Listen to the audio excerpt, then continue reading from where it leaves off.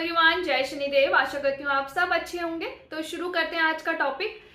तो आज का जो टॉपिक है वो उन लेडीज के लिए बहुत ज़्यादा ज़रूरी है जिनकी जो डिलीवरी है वो सी सेक्शन से हुई है, या जिनकी डिलीवरी अभी बहुत ही ज़्यादा करीब है, जिनकी डिलीवरी अभी होने वाली है। तो ये जो सारे पॉइंट्स हैं जो मैं आपको बताऊंगी उनको आपको ज़रूरी से फॉलो करना है और बहुत ध्यान से सुनना है। और मैं अपना एक्सपीरियंस भी शेयर करूंगी इस वीडियो में कि जो जो गलतियां मैंने की है वो गलतियां आप ना करें। 1 साल पहले ही मेरी जो है डिलीवरी वो सी सेक्शन से हुई है, तो उसी के बेसिस पे मैं आपको अपने एक्सपीरियंस से भी बताऊंगी कि क्या क्या चीज़ें हैं जो आपको ध्यान रखनी है और क्या क्या चीज़ें हैं जो डॉक्टर ने मुझे बताई थी। तो इन सब चीज़ों पे हम डिस्कस करेंगे। रिक्वेस्ट करती हूँ कि इस वीडियो को आप एंड तक देखिएगा, हर पॉइंट को ध्यान से सुनिएगा और उम्मीद करती हूँ आप लोगों को ये वीडियो अच्छा लगेगा। तो अगर अच्छा लगे तो प्लीज़ लाइक कीजिएगा और बहुत सारी मदर्स के साथ शेयर कीजिएगा। सब्सक्राइब कीजिएगा मेरे चैनल को, क्योंकि बहुत सारी ऐसी वीडियोस मैं आगे भी लाती ही रहूंगी। So the first point is, C section में सबसे ज्यादा जरूरी चीज जो होती है जिसका हमें ध्यान रखना होता है वो होते हैं हमारे स्टिचेस। और स्टिचेस लगते हुए बिल्कुल नीचे हैं तो बहुत ज्यादा ध्यान रखने की जरूरत होती है। हमें उठने बैठने में भी दिक्कत होती है, लेटने में दिक्कत होती है, मतलब हर एक्टिविटी करने में मोस्टली जो है दिक्कत होती है हमें कुछ दिनों के लिए। तो आपको ध्यान रखना है अपने स्टिचेस का। बार बार से आपको अपने स्टिचेस को चेक करते रहना है कि उसमें कोई भी स्वेलिंग ना हो रही हो या कोई ब्लड ना निकल रहा हो या पस वगैरह ना बन रहा हो। आपको बिल्कुल भी इस चीज में लापरवाही नहीं करनी है। अगर जरा भी आपको ऊपर नीचे कुछ दिख रहा है स्टिचेस में तो आप जाकर अपने डॉक्टर से तुरंत बात कीजिए। सेकेंड थिंग इज कि आप कोई भी होम रेमेडी बिना डॉक्टर से पूछे आप मत कीजिएगा। कि कोई भी किसी ने अगर आपको कोई होम रेमेडी बता दी है कि इस पे ये चीज लगाइए या ये चीज लगाइए, नहीं। अगर आपको कुछ भी ऐसा फील हो रहा है कि वहां पे पस बन रहा है या आपको पेन हो रहा है, ब्लड निकल रहा है, कुछ इस टाइप का कुछ भी अगर आपको फील हो रहा है तो आप सीधा जाएंगे अपने डॉक्टर के पास, डॉक्टर से पूछेंगे। उससे ज्यादा बेटर आपको एडवाइस कोई भी नहीं कर सकता है। So the second point is, आप कोई भी ऑयल या पानी से उसे दूर रखिए। कोई भी ऑयल लगाने की जरूरत नहीं है वहां पे। देखिए, जब मेरा जो सी सेक्शन हुआ था वो उसके जो स्टिचेस थे वो इंटरनल स्टिचेस थे, तो इसीलिए डॉक्टर ने मुझे 3 डेज के बाद जब मुझे डिस्चार्ज किया गया था तब मुझे डॉक्टर ने बोला था कि 2 दिन और उस पर एक पट्टी लगाई गई थी। वो पट्टी लगी हुई थी, उसके बाद उसे मुझे निकालना था और उसके बाद मुझे उस पर जो ऑइंटमेंट जो उन्होंने मुझे दिया था वो मैंने लगाया था बस। और उसको सोप से भी जो है रेगुलर धोने के लिए मुझे बोला गया था। और ऊपर से वो जो ऑइंटमेंट डॉक्टर ने दिया था वो मुझे डेली जो है सुबह शाम लगाना था, ठीक है। लेकिन आप अपने डॉक्टर से पूछे बिना कुछ नहीं लगाएंगे, कोई भी ऑइंटमेंट नहीं लगाएंगे, कोई भी ऑयल नहीं लगाएंगे अपनी मर्जी से, या उसे इवन गीला भी नहीं करेंगे, साबुन भी नहीं लगाएंगे बिना अपने डॉक्टर से पूछे। जो मुझे मेरे डॉक्टर ने बताया वो मैंने आपको बताया, क्योंकि हो सकता है कि इंटरनल स्टिचेस में ये सब चीजें की जाती हों और एक्सटर्नल स्टिचेस जो बाद में स्टिचेस जो निकलते हैं 15 डेज बाद, उसमें ये सब चीजें फॉलो नहीं की जाती हों, उसकी केयर जो है वो कुछ अलग तरीके से होती हो, तो वो आपको अपने डॉक्टर के अकॉर्डिंग ही चलना है। उसके अलावा आपको कुछ भी एक्स्ट्रा कुछ अपनी मर्जी से कुछ नहीं करना है स्टिचेस पे। So the third point is, just delivery के बाद हम बहुत ज्यादा बिजी हो जाते हैं बच्चे की केयर करने में, बच्चे को संभालने में।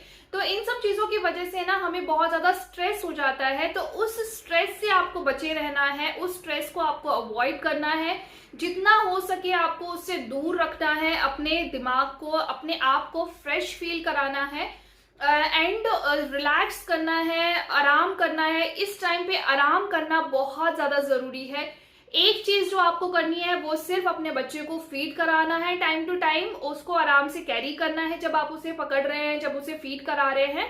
तो ये जो चीजें हैं ये आपको जरूरी से करने हैं। उसके अलावा आपको अपने लिए सिर्फ आराम करना है, रिलैक्स करना है। आई अंडरस्टैंड कि मदर बनने के बाद माँ को बहुत ही कम आराम मिलता है, लेकिन हम एटलीस्ट मेंटली अपने आप को जो है स्ट्रेस फ्री रख सकते हैं। अगर आप मेंटली स्ट्रेस फ्री रहोगे तो ऑफ कोर्स जब बेबी आपका सो रहा है तो आप भी सोओगे, रिलैक्स करोगे। तो मेरा पॉइंट ये है कि जितना हो सके उतना आराम कीजिए, रिलैक्स कीजिए।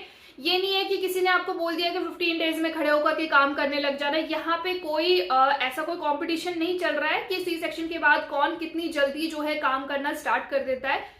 सबकी बॉडी अलग है, सबका सिस्टम अलग है, सबकी डिलीवरी अलग है। तो इसके बेसिस पे जो आपकी बॉडी आपको अलाउ करती है उतने दिन के बाद ही आपको काम करना स्टार्ट करना है।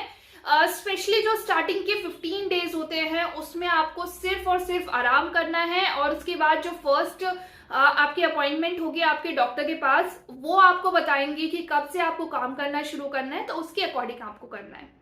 नेक्स्ट पॉइंट इज कि कोई भी वेट लिफ्टिंग नहीं करनी है, मतलब बहुत ज्यादा भारी सामान आपको नहीं उठाना है। अगर कुछ उठाना है तो सिर्फ आपको अपने बेबी को उठाना है, उसको फीड कराना है, उसको आपको देखना है टाइम टू टाइम। सिर्फ एक वही चीज है जो आप उस टाइम के लिए उठा सकते हो, गोदी में ले सकते हो। उसके अलावा आप कोई भी भारी वजन नहीं उठाएंगे। अगर मान लो पानी की भरी हुई बाल्टी है या कोई भी चीज है जो भारी काम आप कर रहे हो, तो उससे क्या होगा ना, जो आपके इंटरनल स्टिचेस हैं वो टूटने का डर होता है उसमें, और अगर वो टूट गए तो इन्फेक्शन का डर होता है। तो इसी वजह से आप जो है हैवी वेट नहीं उठाएंगे उस टाइम पे।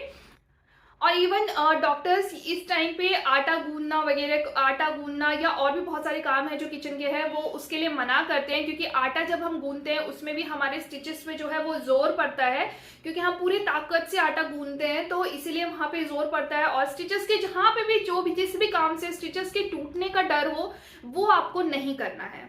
नेक्स्ट इज आपको स्टेयर्स से चढ़ना उतरना बहुत ज्यादा अवॉइड करना पड़ेगा, बहुत ही ज्यादा उससे बचना पड़ेगा। जहां पे भी आपको अगर कहीं जाना है तो आप कोशिश कीजिए कि आप लिफ्ट से ही जाएं आए, क्योंकि उस टाइम पे जब आप स्टेयर्स पे भी चढ़ते हैं तो स्टिचेस पे जोर पड़ता है। अगर स्टिचेस पे जोर पड़ेगा तो स्टिचेस खुलने का डर रहेगा, स्टिचेस खुलेंगे तो आपके इन्फेक्शन होने का डर रहेगा स्टिचेस की जगह पे, तो इस चीज को आपको अवॉइड करना है।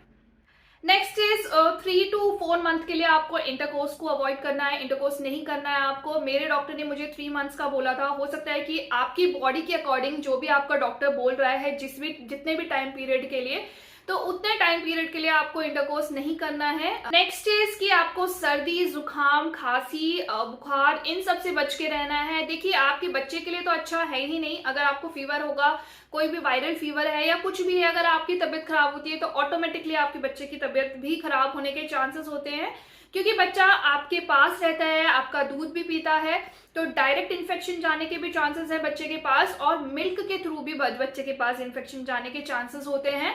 तो आपको इन सब चीजों से थोड़ा सा बच के रहना है जितना हो सके। आप थोड़ा सा अगर आपका बेबी जो है वो सर्दियों में हो रहा है तो थोड़ी सी वार्म चीजें लीजिए, ताकि आपको सर्दी, जुकाम, खांसी वगैरह से आप बच के रहें। और अगर फैमिली में किसी को सर्दी, जुकाम वगैरह है तो उससे भी थोड़ा सा दूर रहिए। तो इन सब चीजों से आपको बच के रहना है। एक तो आपके बेबी के लिए भी सही नहीं है। सेकेंड थिंग, अगर आपको खांसी हो जाती है बाय चांस, तो आप जब खांसोगे तो पूरी जो बॉडी है उसकी एनर्जी लगती है और स्टिचेस पे बहुत ज्यादा जोर पड़ता है।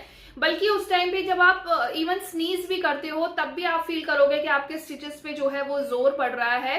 बहुत ज्यादा हंस रहे हो, बहुत ज्यादा बात कर रहे हो, उस टाइम पे भी आपको फील होगा स्टार्टिंग के 10 to 15 डेज में कि आपको आपके स्टिचेस पे जो है वो जोर पड़ रहा है। तो इसीलिए सर्दी, जुकाम, खांसी वगैरह से थोड़ा सा बच के रहना है, आपको अपना ध्यान रखना है। नेक्स्ट पॉइंट इज कि इस टाइम पे कॉन्स्टिपेशन की बहुत ज्यादा दिक्कत रहती है, गैस बहुत ज्यादा बनती है, कॉन्स्टिपेशन की बहुत ज्यादा दिक्कत रहती है इस टाइम पे। तो आपको क्या करना है, आपको ज्यादा से ज्यादा पानी पीना है। कम से कम 8 to 10 ग्लासेस ऑफ वाटर आपको लेना ही है दिन में, और उससे ज्यादा जितना भी हो सके आप ज्यादा से ज्यादा पानी पीजिए। जब भी आप फ्री हैं, स्पेशली जब आप बेबी को फीड करा रहे हैं, उससे पहले आप सिर्फ 2 ग्लास पानी पीजिए, उसके बाद फीड कराइए। इससे आपका ब्रेस्ट मिल्क फ्लो भी बढ़ेगा और आपकी जो कॉन्स्टिपेशन की जो दिक्कत है उस टाइम पे, वो भी आपको मतलब उससे भी आप बचे रहोगे। और कॉन्स्टिपेशन से होता यह है कि जब भी आप फ्रेश होने जा रहे हो तो कॉन्स्टिपेशन की वजह से बहुत ज्यादा मतलब आपके स्टिचेस पे दिक्कत होएगी, उस पर जोर पड़ेगा। तो कॉन्स्टिपेशन आपके स्टिचेस के लिए भी बिल्कुल सही नहीं है। ज्यादा से ज्यादा फाइबर वाला आप खाना लीजिए, फ्रूट्स लीजिए, पानी ज्यादा से ज्यादा पीजिए। तो अगर ये सारी चीजें आप प्रॉपर ले रहे हैं तो आप कॉन्स्टिपेशन से बचे रहेंगे। नेक्स्ट इज कि जैसा कि मैंने आपको बताया, कॉन्स्टिपेशन, गैस, एसिडिटी, इन सब की दिक्कतें बहुत ज्यादा रहेंगी उस टाइम पे। कम से कम 15-21 महीने तक, 1 से 1.5 महीने तक बहुत ज्यादा दिक्कत रहती है कॉन्स्टिपेशन की, गैस की, एसिडिटी की। तो आपको क्या करना है, ज्यादा स्पाइसी खाना नहीं खाना है, कोई जंक फूड नहीं लेना है। तो इस तरीके की चीजें जो भी चीजें जो गैस बनाती है, गोभी है, छोले हैं, राजमा है, ये सारी चीजें आपको नहीं लेनी है। आपको क्या खाना है, आपको हाई फाइबर वाली चीजें खानी है और वाटर पीना है जितना हो सके, जितना ज्यादा हो सके उतना आपको पानी पीना है। 2 से 3 कटोरी दाल लेनी है एक दिन में।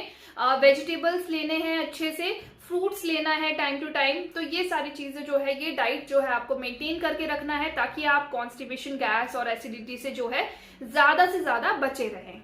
नेक्स्ट इज कि आपको नहाने में बहुत ज्यादा टाइम नहीं लगाना है कि आप आधा आधा घंटे तक अच्छे से नहा रहे हो। देखो उस टाइम पे आपकी बॉडी बहुत ज्यादा वीक है, इम्यूनिटी बहुत ज्यादा वीक है, तो आपको अपना बहुत ज्यादा ख्याल रखना है। अगर सर्दियों में हुआ है या गर्मियों में हुआ है, जिस भी सीजन में आपका बेबी हो रहा है, तो आपको नहाने में ज्यादा टाइम नहीं लगाना है, फटाफट से नहा करके आ जाना है। वो आपके लिए भी अच्छा होगा और आपके बेबी के लिए भी अच्छा होगा। आप खांसी जुकाम सर्दी वगैरह से बचे रहेंगे और आपकी जो बॉडी बहुत ज्यादा वीक है वो अभी उस पीरियड में नहीं है कि आप आधे आधे घंटे तक आप नहाएं।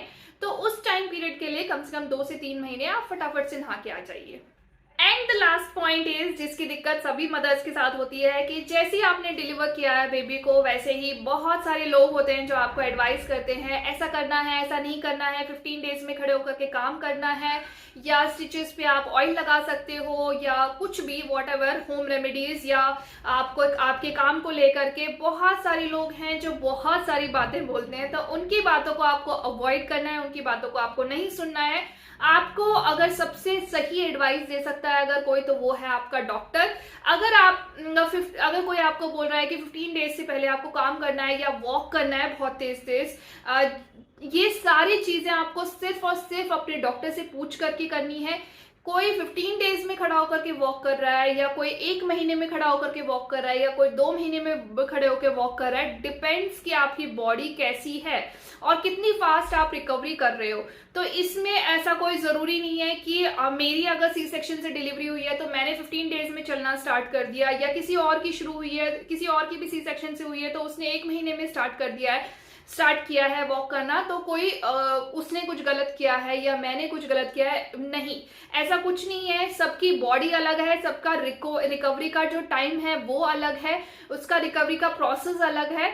तो आपको क्या करना है, 15 डेज के बाद तो फर्स्ट अपॉइंटमेंट होती ही है डॉक्टर के पास, डॉक्टर के साथ। तो उससे डॉक्टर से आपको पूछना है कि कब से आप वॉक कर सकते हैं, कब से, और हैवी एक्सरसाइज तो आपको करनी ही नहीं है, कम से कम 6 मंथ तक तो बिल्कुल नहीं करनी है।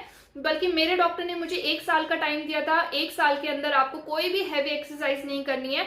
हाँ, 6 मंथ के आप तो जो हल्के फुल्के जो योगा एक्सरसाइजेस हैं वो आप कर सकते हैं, लेकिन आप 1 साल का टाइम पीरियड लीजिए जिसमें आपको अपना अच्छे से ध्यान रखना है, रेस्ट करना है, कोई हैवी एक्सरसाइज नहीं करनी है। जो भी आपका वेट गेन हुआ है, आप 1 साल के बाद भी अपना जो वेट है वो लूज कर सकते हैं। तो जो भी करना है आपको अपने डॉक्टर से पूछ के करना है। तो बस यही सारी बातें थी जिनका आपको ध्यान रखना है, जो मैंने अपने एक्सपीरियंस से भी आपको बताया है, और जो भी मेरे डॉक्टर ने मुझे बताया वो मैंने आप लोगों के साथ शेयर किया है। तो बस अगर आपका सी सेक्शन से अगर आपकी डिलीवरी हुई है, या किसी की डिलीवरी बहुत पास है, किसी की सी सेक्शन से डिलीवरी होने वाली है, जो भी चीजें हैं, अगर सी सेक्शन से या किसी भी ऑपरेशन के थ्रू आपकी डिलीवरी हो रही है, तो इन सब चीजों का आप ध्यान रखिए, आपकी रिकवरी भी फास्ट होएगी। आप अपना अच्छे से ख्याल रखेंगे तो आप अपने बेबी का भी अच्छे से ख्याल रख पाएंगे। तो बस यही सारी बातें थी। उम्मीद करती हूँ आप लोगों को वीडियो अच्छा लगा होगा, तो प्लीज लाइक कीजिएगा, शेयर कीजिएगा बहुत सारी मदर्स के साथ, और सब्सक्राइब करना ना भूलिएगा मेरे वीडियो को, क्योंकि ऐसी बहुत सारी वीडियो जो है वो मैं लाती ही रहूंगी। बाय बाय, टेक केयर, मिलते हैं नए वीडियो में।